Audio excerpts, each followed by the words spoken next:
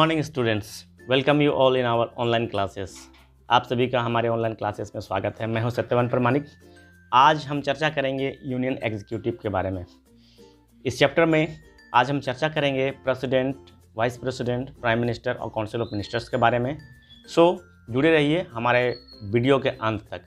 और अगर अभी तक आपने हमारे चैनल को सब्सक्राइब नहीं किया तो प्लीज़ सब्सक्राइब कर दीजिएगा, लाइक कर दीजिएगा, शेयर कर दीजिएगा अपने मित्रों को, ताकि वे भी हमारे इस वीडियो का फ़ायदा ले सकें।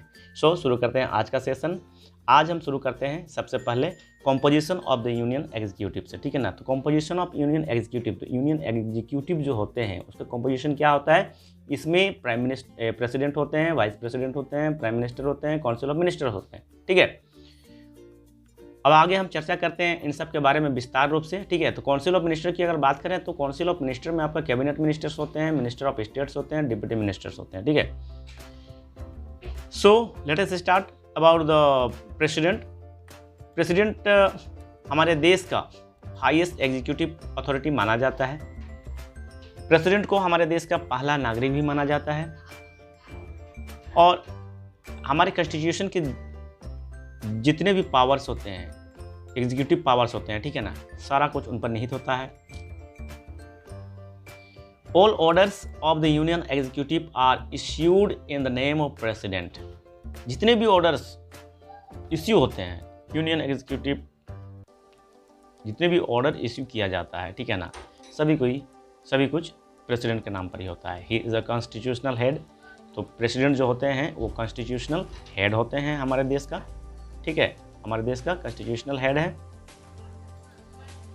और ये प्रेसिडेंट जो है ये हमारे रिपब्लिक इंडिया को रिप्रेजेंट्स करते हैं। The vice president, prime minister and the council of ministers, the officials and experts of civil services, ये जितने भी हैं ये प्रेसिडेंट को एडवाइस करते हैं और इनके काम में इनको असिस्ट करते हैं, यानी सहायता प्रदान करते हैं, ठीक है। इनकी क्वालिफिकेशन की अगर बात करें तो 35 ईयर्स ऑफ एज का होना चाहिए, ज़रूरी है ये। और इंडिया का सिटीजन होना चाहिए, किसी भी प्रॉफिट के पोस्ट पर नहीं होना चाहिए, और लोकसभा का क्वालिफाइड मेंबर होना चाहिए। अब हम डिस्कस करेंगे प्रेसिडेंट, लिस्ट ऑफ प्रेसिडेंट, जिसमें जो प्रेसिडेंट रह चुके हैं हमारे इंडिया में, हमारे देश में सेवा दे चुके हैं, उनके बारे में हम चर्चा करते हैं विस्तार से। फर्स्ट नंबर में देखते हैं। फर्स्ट नंबर में है डॉक्टर राजेंद्र प्रसाद, जिनका कार्यकाल रहा आपका 1950 टू 1962। सेकेंड नंबर में डॉक्टर सर्वपल्ली राधाकृष्णन है, ठीक है।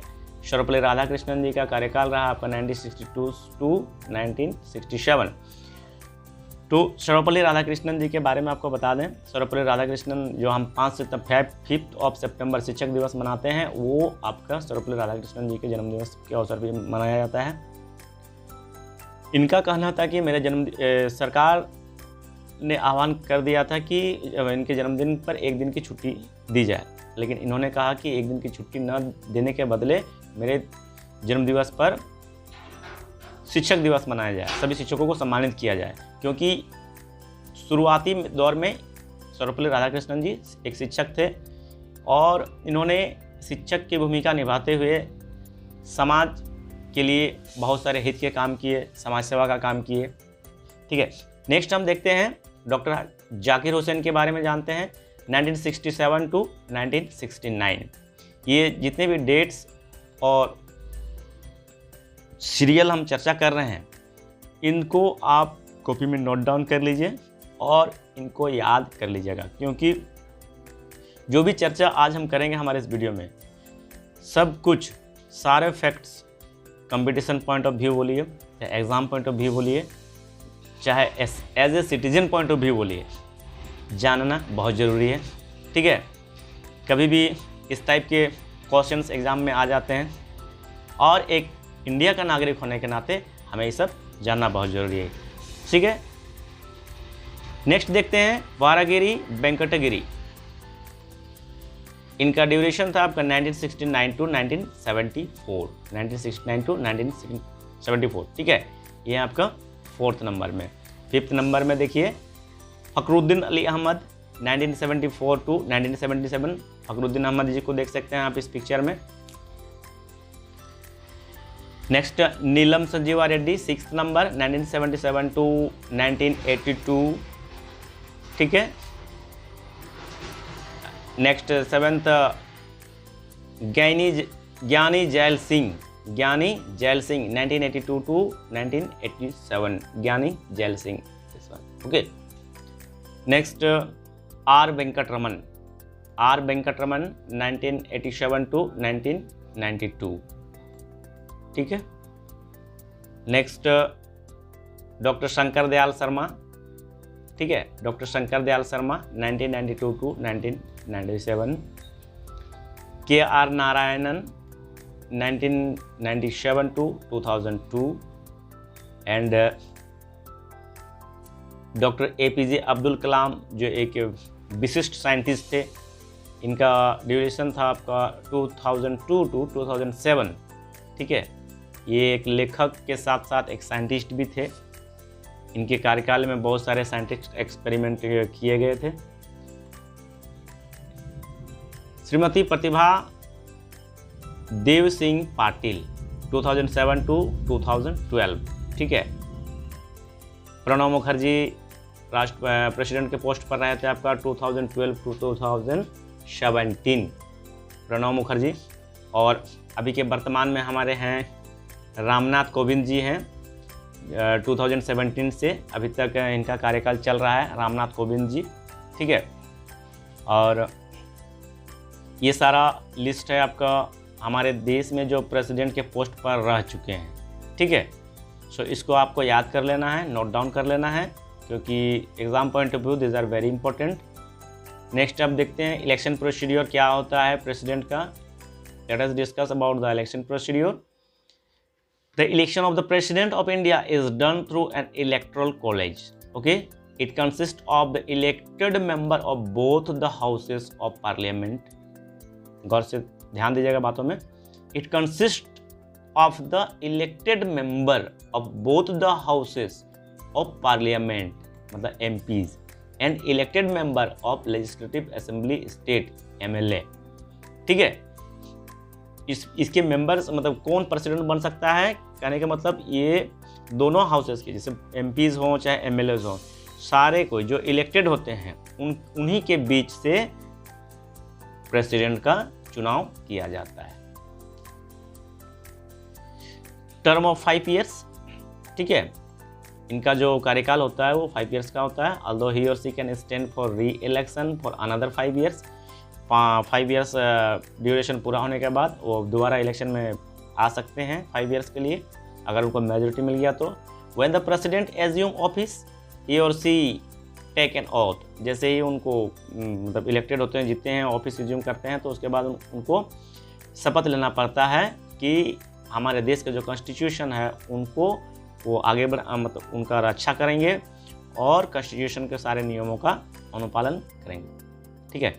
If the president loss the trust of parliament, अगर किसी कारणवश प्रेसिडेंट पार्लियामेंट का जो ट्रस्ट है लॉस कर जाते हैं, कहने का मतलब अविश्वास के पात्र हो जाते हैं, तो उनको रिमूव किया जा सकता है, ठीक है।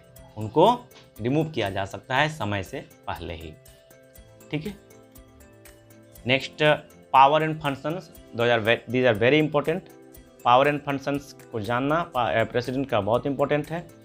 So let us discuss about the power and function. तो president of India enjoy a variety of powers, बहुत सारे पावर्स हैं प्रेसिडेंट, ठीक है ना।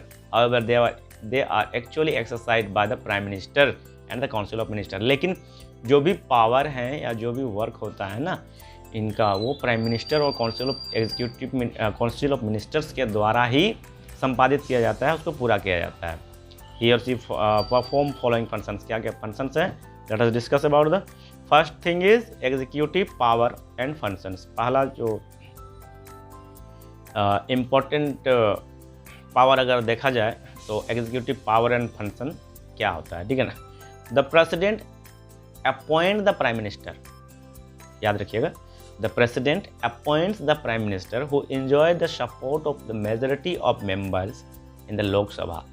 लोकसभा से जो मेजॉरिटी प्राप्त करता है, ठीक है ना, लोकसभा में जितने मेंबर्स होते हैं उसका जो जिसके पास मेजॉरिटी होता है उसको प्राइम मिनिस्टर बनाया जाता है और इसको अपॉइंट करते हैं प्रेसिडेंट। ठीक है, क्वेश्चन बन सकता है यहाँ से, प्राइम मिनिस्टर का चुनाव कौन करते हैं, तो प्रेसिडेंट करते हैं। ठीक है, he or she also appoints other members of the council of ministers on the advice of the prime minister.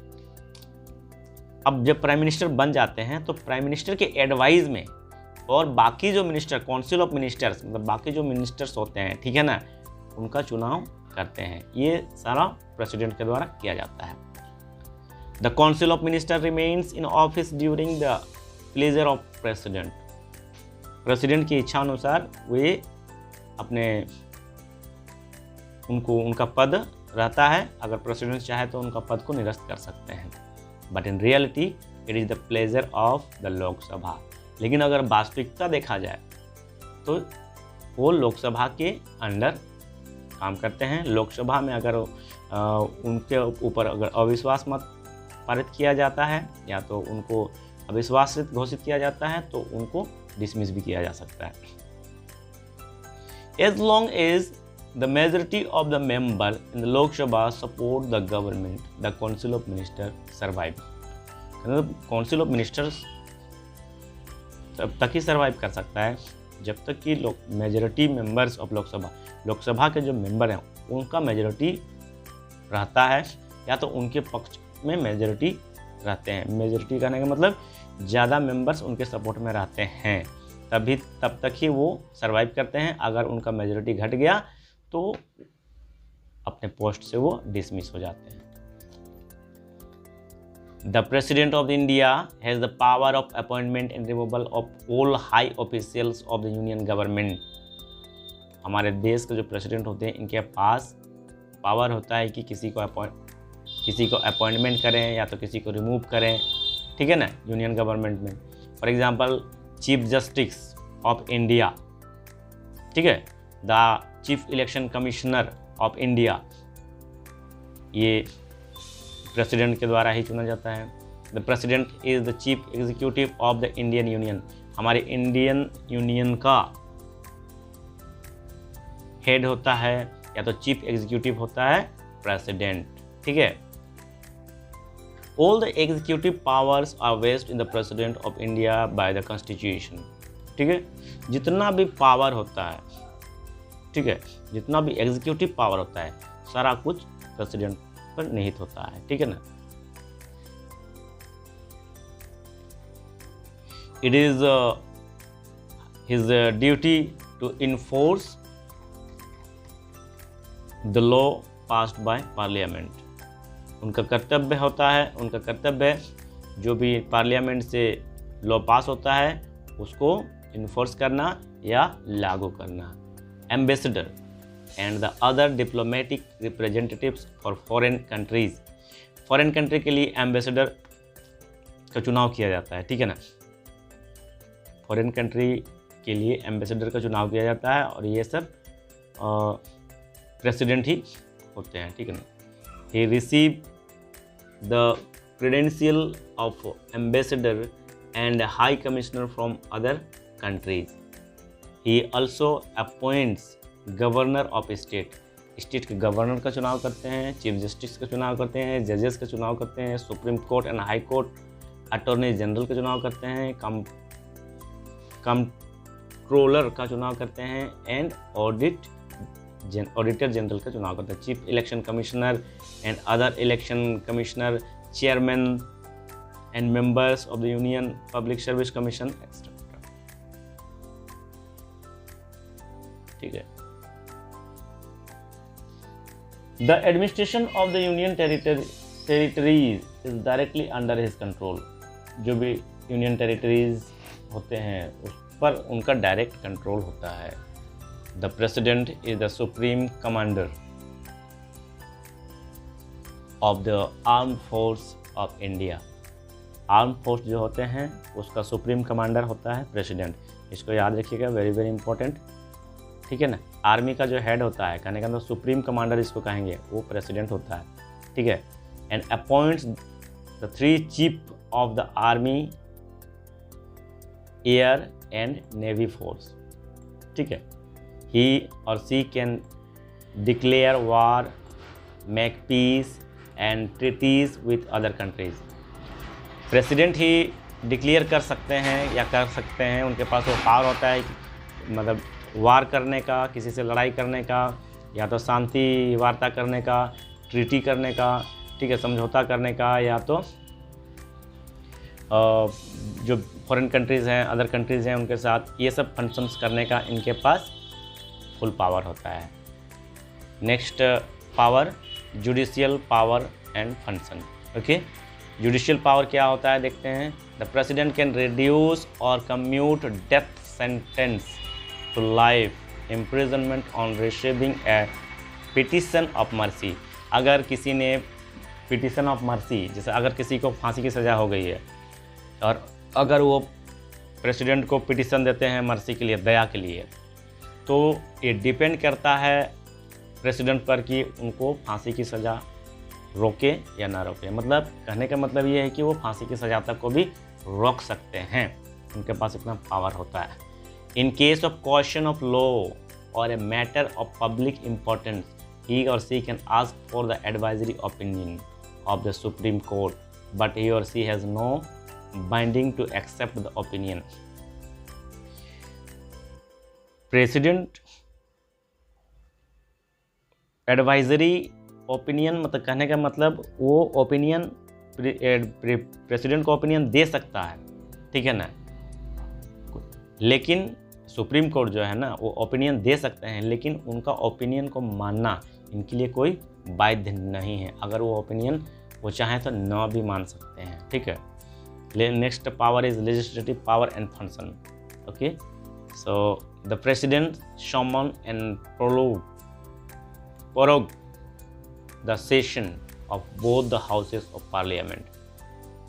इनके पास प्रेसिडेंट के पास पावर होता है कि किसी भी दोनों, चाहे वो लोकसभा हो या राज्यसभा हो, इसका जो सेशन है इसको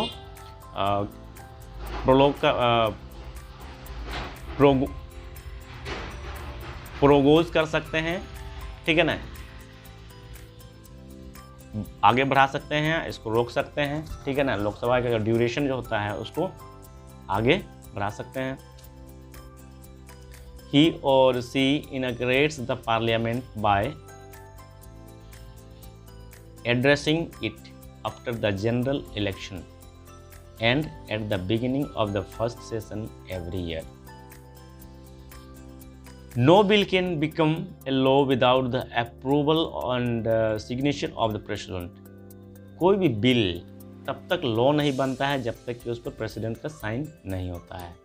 No bill can be introduced in the parliament without the president recommendation.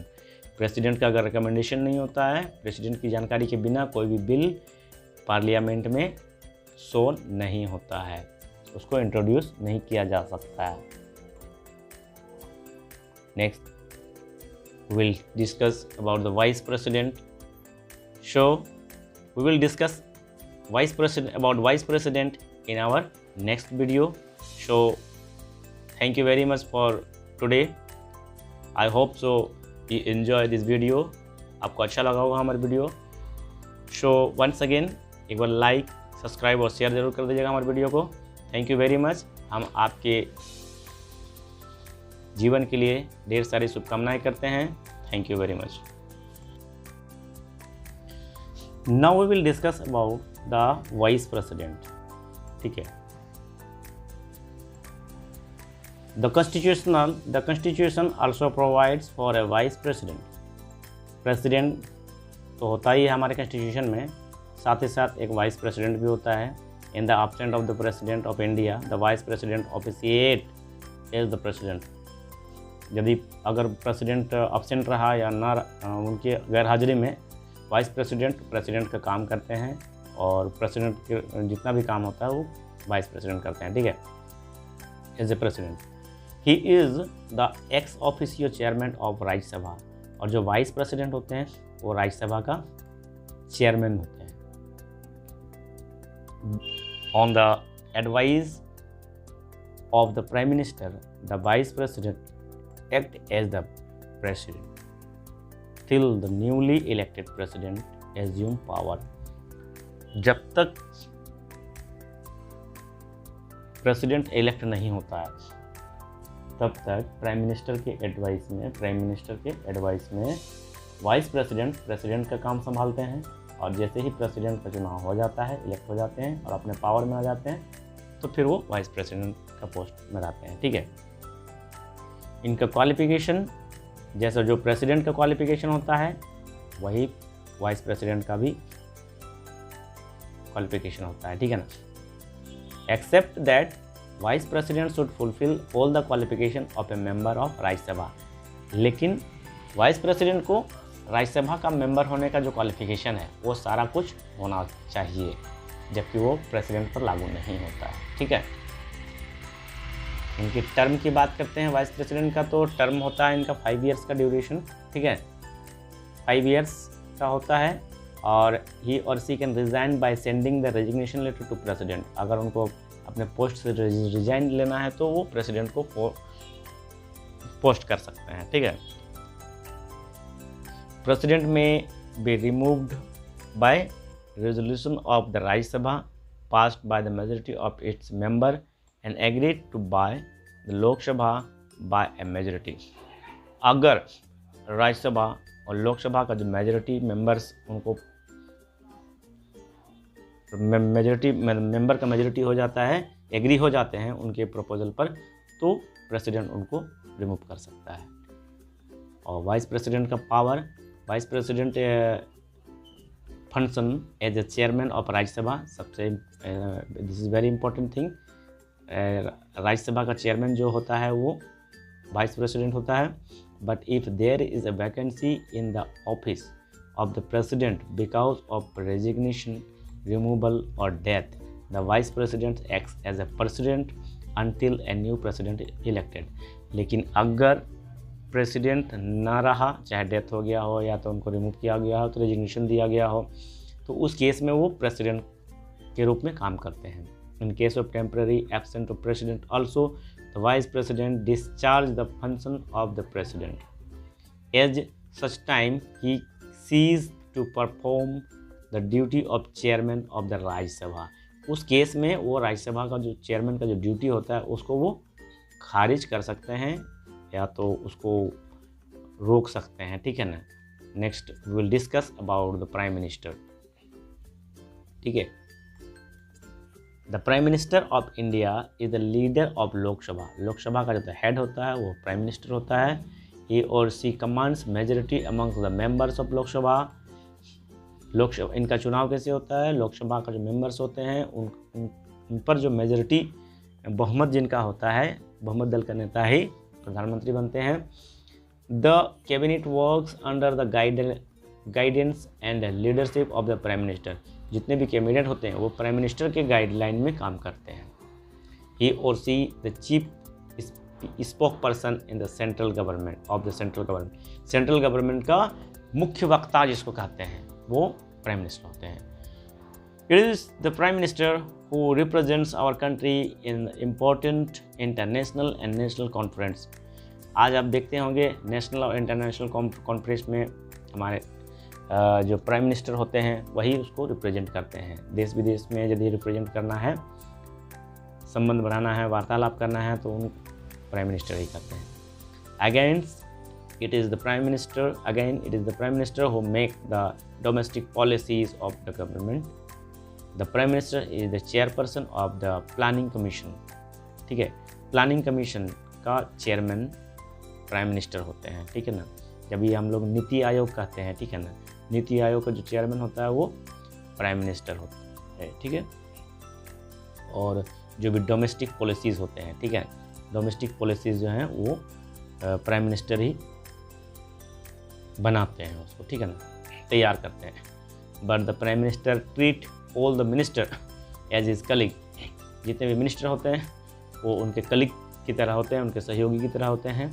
He consult them in time of emergency. Emergency के समय में वो सभी से संपर्क करते हैं। The personality of the prime minister is most important. It is at the advice of the prime minister that other minister may be taken in or dismissed. Prime minister के एडवाइस से ही, ठीक है ना, कोई भी अदर मिनिस्टर का चुनाव किया जा सकता है या तो उसको डिसमिस किया जा सकता है। इनका जो पर्सनैलिटी होता है वो बहुत ही इम्पोर्टेंट होता है। Position of the prime minister की अगर बात करते हैं, if we discuss about the position of the prime minister is the most powerful person of the government.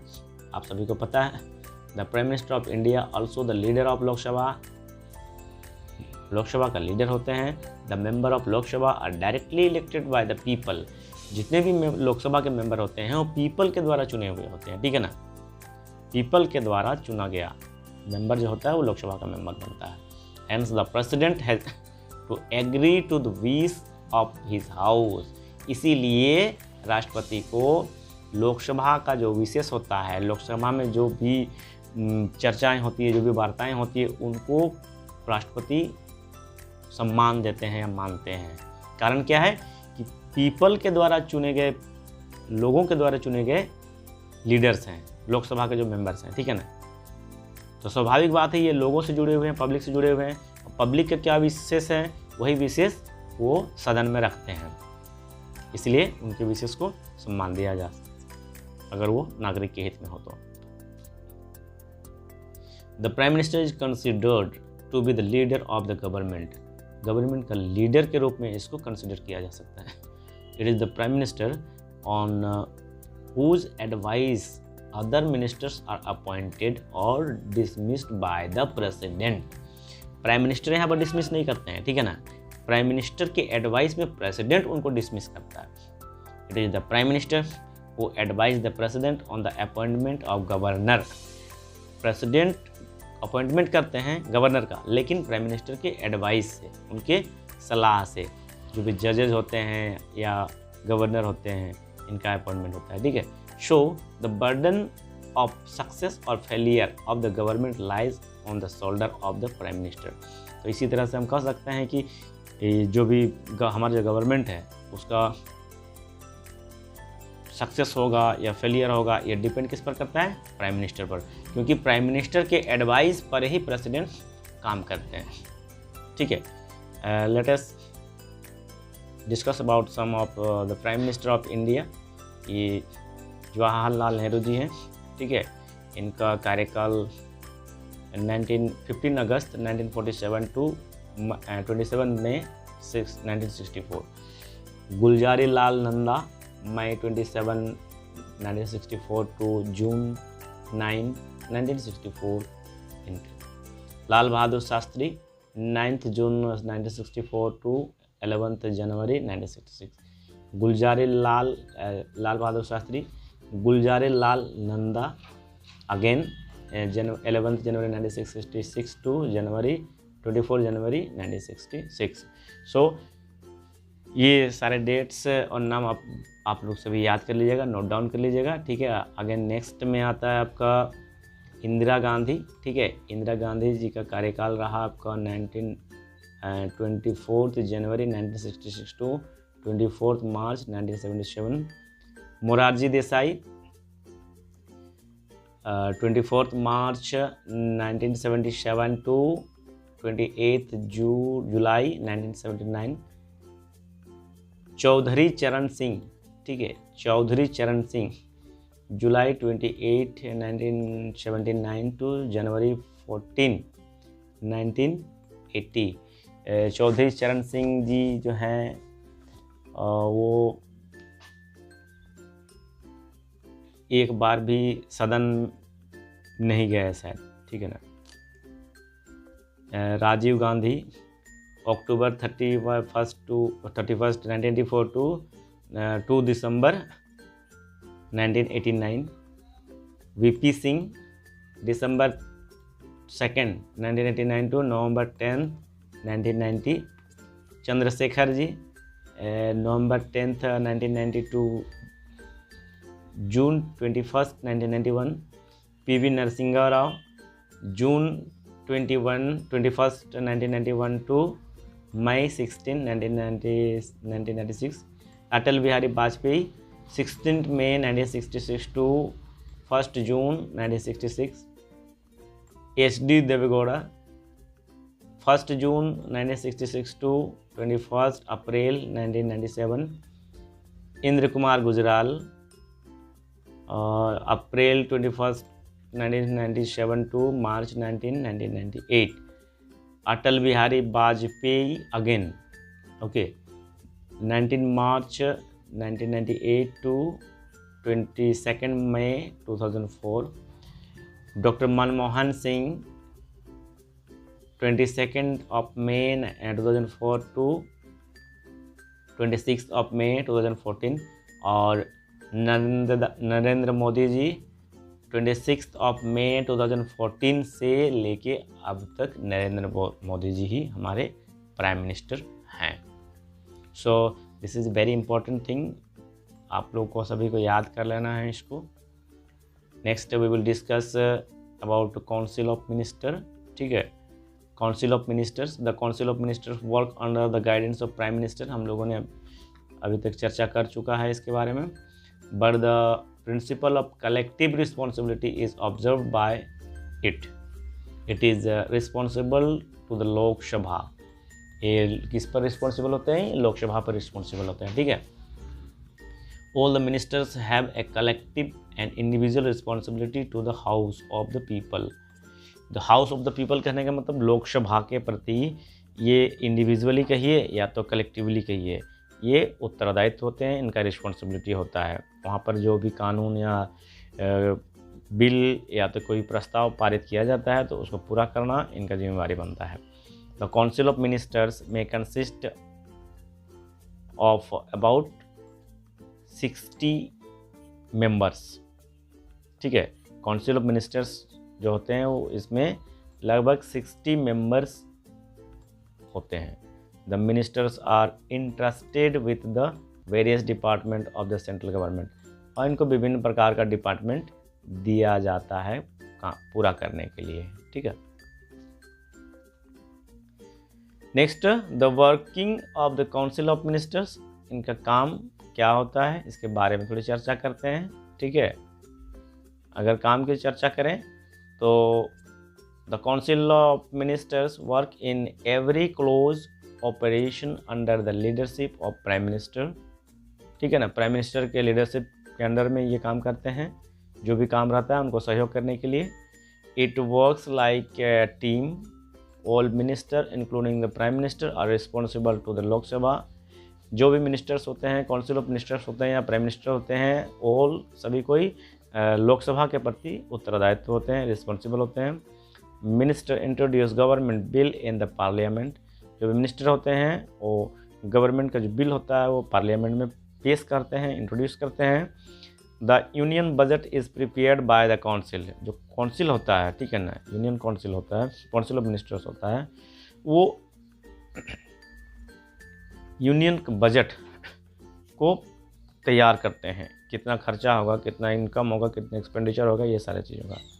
All laws pass by the parliament are put into effect by the minister, जो भी law बनता है या law पास होता है वो सारा किसके द्वारा पेश किया जाता है?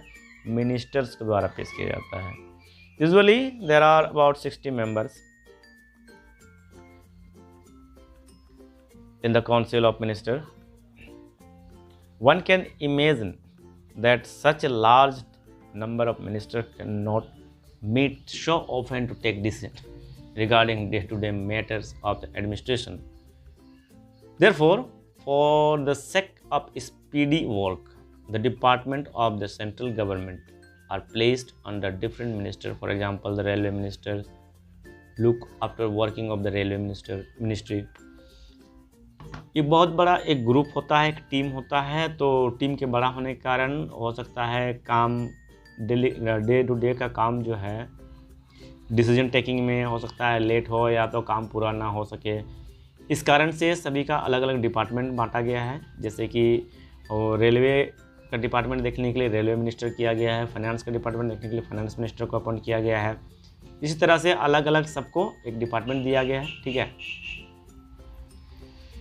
Let us discuss about the civil services, क्योंकि सिविल सर्विस जो होता है ये हाईएस्ट पोस्ट ऑफ द हम लोग का देश का जो हाईएस्ट पोस्ट है सर्विस में अगर देखा जाए तो ये सिविल सर्विसेज का पोस्ट होता है, ठीक है।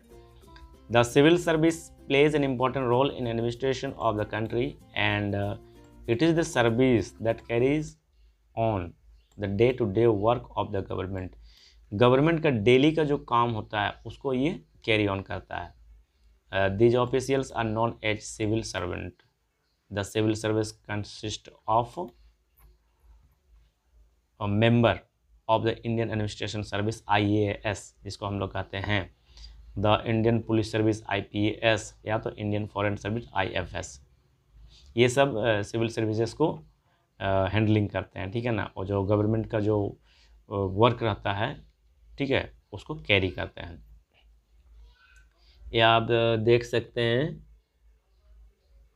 ये प्रेसिडेंट इस फिगर में, इस डायग्राम में आप देख सकते हैं, सबसे ऊपर में प्रेसिडेंट हैं, फिर वाइस प्रेसिडेंट हैं, फिर प्राइम मिनिस्टर्स, यहाँ प्राइम मिनिस्टर है एंड काउंसिल ऑफ मिनिस्टर्स हैं, ठीक है. ये काउंसिल ऑफ मिनिस्टर है, पूरा इनका ग्रुप है ये. और ये है council of state, house of people, ठीक है. काउंसिल ऑफ स्टेट्स हैं, ठीक है, और ये हाउस ऑफ पीपल, ठीक है. So one case study is there. Let us discuss about the case study on the power of the president, ठीक है. Jawaharlal Nehru and the doctor Rajendra Prasad, ठीक है, on the power of the president, ठीक है. Doctor Rajendra Prasad, the first president of India, had a serious reservation on the way the role of the president of India had been reduced to that of a mere figurehead. In a detailed letter to Nehru, Dr. Prasad had suggested that nowhere in the constitution was it mentioned that the president was bound to obey the advice of council of ministers, ठीक है ना. President जो होता है council of ministers के आदेश यानी उसके advice को पालन करने के लिए कहीं पर बाध्य नहीं है. ऐसा कॉन्स्टिट्यूशन में कहीं लिखा गया नहीं लिखा हुआ है, ठीक है ना, कि बाध्य है. He felt that the makers of the constitution had envisaged a much more active role for the President of India, but the Nehru had chosen to interpret the Constitution differently and adequate the President of India post to that of the British monarch. Leading constitution experts of the day supported Nehru, and Dr. Rajendra Prasad withdrew his protest to protect the dignity of the office of the President. Okay, so इसी के साथ हमारा ये chapter finish होता है. We have discussed in this chapter about the president and the vice president and the prime ministers and the council of ministers. I hope so you have understood very well all the topics, and whatever we have discussed in this video, everything is very important for your examination point of view और for your competition point of view. आपके knowledge based के लिए बहुत ज़रूरी है ये सारी जानकारियाँ जो आज हम चर्चा किए आपके साथ. So I hope so you have enjoyed this video. Thank you very much. See you in our next video. Wish you all the best.